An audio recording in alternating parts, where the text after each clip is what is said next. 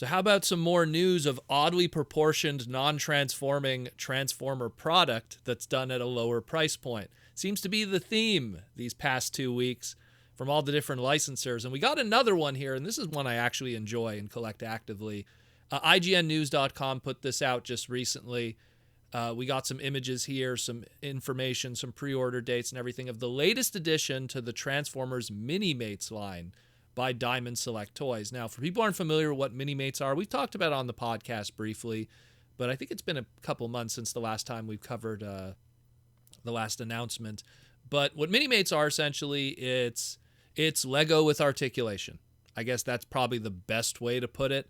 Slightly larger. Minimates has been around since I want to say 2002. It started with Art Asylum and Diamond Select Toys, and then it just became Diamond Select completely. They have practically every license. They've done Marvel, they've done DC, they've done indie comic books, they've done all kinds of different movie tie-ins, they've done video game stuff. If there's a brand that exists, probably there was a Minimate of it at some point. I mean, there's Big Bang Theory Minimates. There's just everything. And what essentially they are is they're slightly larger than Lego minifigs that have a whole bunch of articulation, a lot of paint deco, interchangeable parts, really cool stuff. And on average, if you had to quantify the price, because they usually come in 2-packs or 4-packs, they sometimes come between $6 to $7.50 each. And considering a Lego minifig blind pack is $4.99, so about $5, it's pretty much quantifiable and relatable. So it makes sense in the price, and I actually like them a lot, and I have a lot of different minifigs from a lot of different brands throughout the years. And they've started doing Transformers as of a year and a half ago, and I kind of had my reserve feelings about it because last time they worked with Hasbro, they had the unsuccessful Battle Beasts reboot, and that didn't turn out very well.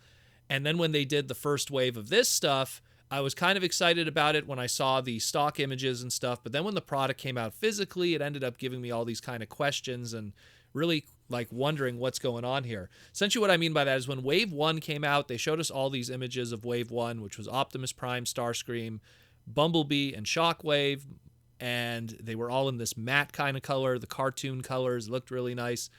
When it actually physically came out, it came out on a blister pack, which was not as nice as the G.I. Joe ones that came in a nice box set. And they were all done in a metallic color scheme that looked nothing like the advertised product. And we've yet to see those advertised images in any kind of physical form as some kind of variant or something. It was very weird. It was still cool. I mean, you got Optimus. He came with his Energon axe and his Ion Blaster. Bumblebee came with interchangeable heads so he could have his battle mask. I liked all the stuff that came with it.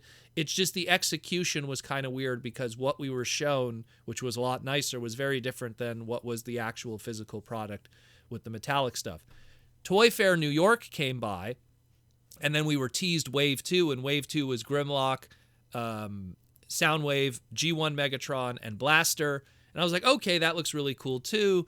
But they were hand-painted prototypes, and I'm like, is it going to be the same thing where the advertised images are not going to look like the final product, and the final product is going to be also metallic? We don't know yet. That Wave 2 has not shipped out yet.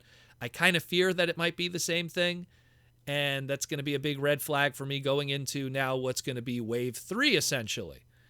And they've announced Wave 3 today, and it's going to be movie flavored, as in the 86 movie flavored. And so you're going to have G1 Arcee, you're going to have King Starscream, which looks like it has a whole bunch of brand new tooling. It's not just a repaint with some new accessories of the Starscream from Wave 1. We got G1 Jazz, and we got movie G1 Galvatron.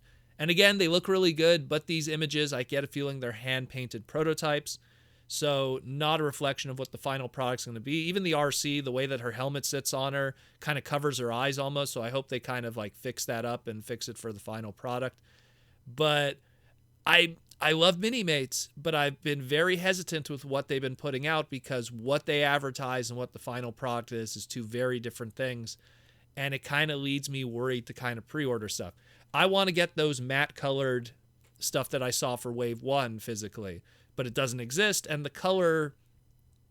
physical versions of Wave 1 that do exist, it's like a gold Bumblebee, but we don't want G2 Bumblebee or Goldbug.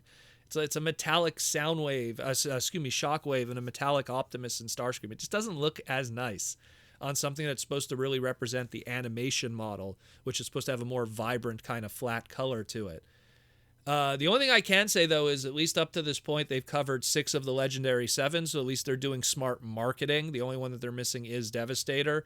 And considering that Minimates in the past has done oversized Minimates with their Minimates Max line, which was like Galactus and the Sentinel from Marvel, so it's kind of I don't want to say in scale, but, you know, kind of works with a scale to your more standardized Minimates. Still pretty cool. I mean, again, I like what they're trying to do. I just kind of wish that the final product looked a little better. So there's no date yet, 100%. They say it's expected to start shipping out in fall of 2022.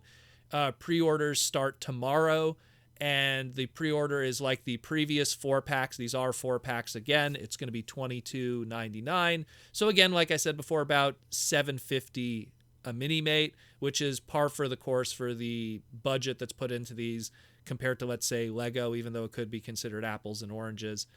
But I like these a lot. I really do. I just wish kind of the final paint schemes just matched the advertising. And considering that Wave 1 didn't, and Wave 2, we still don't know what's happening, and Wave 3, we have this, I'm still hesitant. I really hope that it turns out well, because I do want to get these if they look nicer. And that just from a paint perspective, I hope Minimates is listening and probably will address that in the future. But that's really more or less that's it. The only other thing that Diamond Select Toys had to announce outside of their Minimates one is they're also doing a statue to celebrate the 86 movie also. And they're going to do a limited 1,000 piece made Galvatron statue. It's not bad looking. I mean, it's not like, oh my God, super dynamic, but it's a not bad looking Galvatron statue. But again, it's $300. So that's really a very specific market of collector that see value in something like this.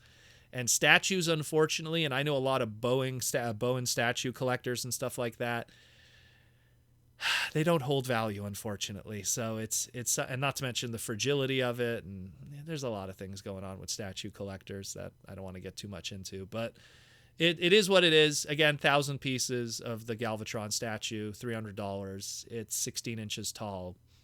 It is what it is. Take from that what you will. If you're a really big Galvatron fan, maybe you see value in this. Otherwise, it's a pass for most of us. I buy statues on clearance multiple times when I see it. That's the only time you'll ever see statues in the Proto Man collection, is when I'm getting like a normally $100 bust for like $25, because they just can't be bothered. They take space in warehouses. They're fragile even when they're in their box. It's touchy stuff, and it's kind of sketchy. So Diamond Select, hey man, let's hope that everything works out in the end, and let's see some nice color images of final product in the near future.